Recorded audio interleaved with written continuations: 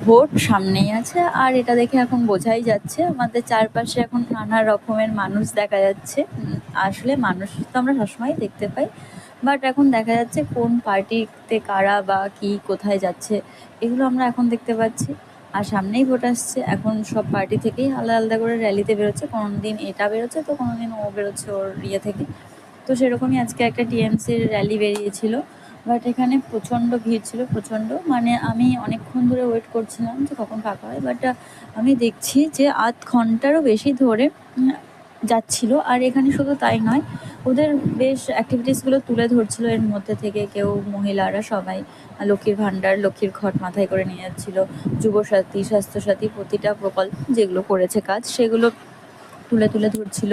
আর এখানে নাচ গান সব রকম ছিল, বেশ আলাদা আলাদা থিম নিয়ে আসছিল, সবাই গান বাজছিল, বক্স বাজছিল, সব কিছুই বেশ অনেকক্ষণ ধরে চলছিল। আমারও বেশ ভালোই লাগছিলো দেখতে, বাট প্রচণ্ড রোদ ছিল, গরম বাইরে।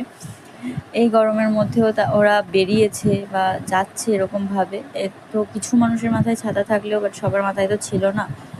তো এরকমভাবে চলছিল, বাট এর জন্য কিন্তু অনেক প্রবলেমও ক্রিয়েট হয়েছে, যেহেতু অনেক গাড়ি আটকে গেছে, অনেক এমার্জেন্সিতেও হয়তো আটকে গেছে, সেটা পাশের রাস্তায়। এখান থেকে র্যালিটা চলছে, এই পাশের এই রাস্তাগুলো আটকে দেওয়া হয়েছে, আর এরা সবাই এখান থেকে দাঁড়িয়ে আছে, মানে প্রচুর ভিড় জমে গেছে অলরেডি।